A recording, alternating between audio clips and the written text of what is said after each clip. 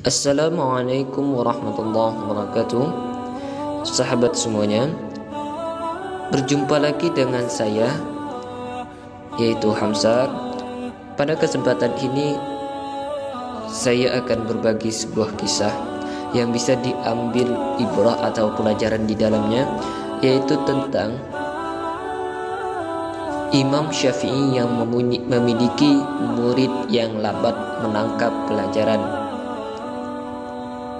Selamat menyaksikan, semoga bermanfaat.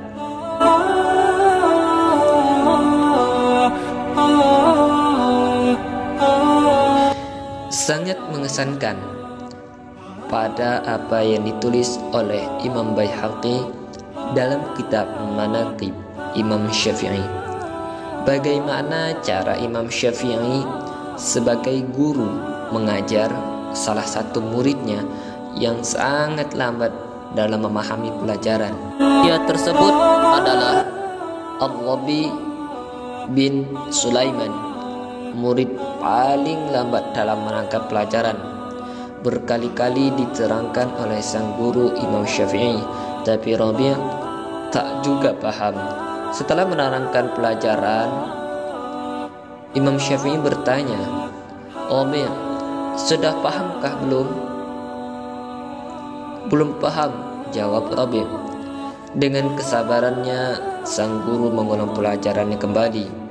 Lalu ditanya kembali, "Sudah paham belum?" Ditanya oleh sang guru, yaitu Imam Syafi'i, dan dijawab kembali oleh Rabi', yaitu jawabannya sama dengan sebelumnya, yaitu belum paham. Berulang diterangkan sampai 39 kali, Rabi' pun tak juga paham. Merasa mengecewakan gurunya dan juga malu, Rabi' beringsut pelan-pelan keluar dari majelis ilmu tersebut. Selesai memberi pelajaran, Imam Syafi'i mencari Rabi' melihat muridnya. Imam Syafi'i berkata, "Rabi', kemarilah, datanglah ke rumah saya."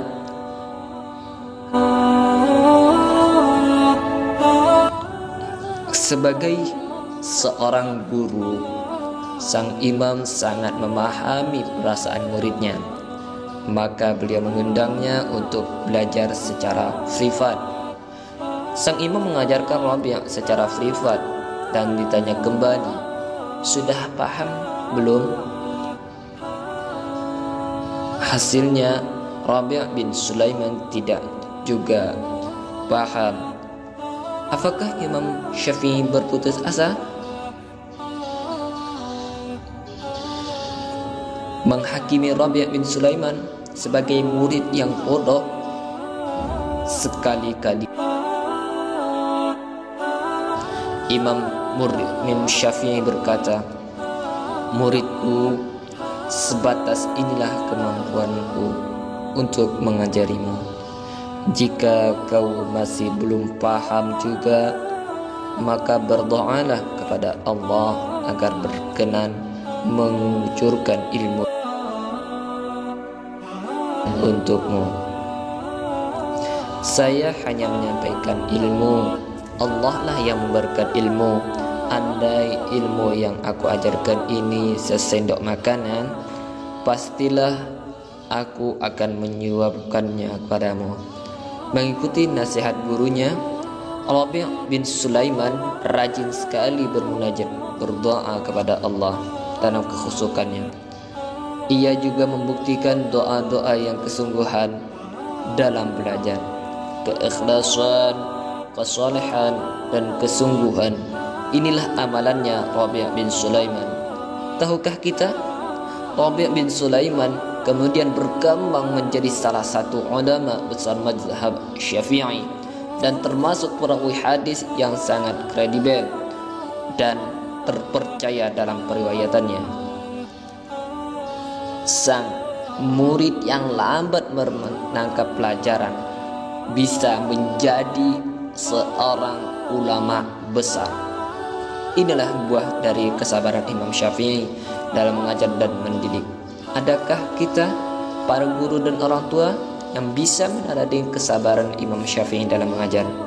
Berapa kuat kita meyakini bahwa tidak ada anak dan murid yang bodoh. Sudahkah kita, para guru dan orang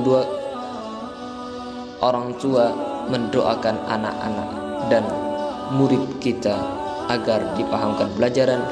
Sudahkah kita, para guru dan orang tua, memotivasi anak murid kita agar gigih dalam berdoa kepada Allah Ta'ala? Disebutkan oleh Imam As-Subki di Tabaqat As-Syafi'iyah 234. Faedah kisah pertama yaitu hendaknya seseorang tidak berputus asa ketika belajar agama, meskipun ia lambat dan susah dalam memahami pelajaran.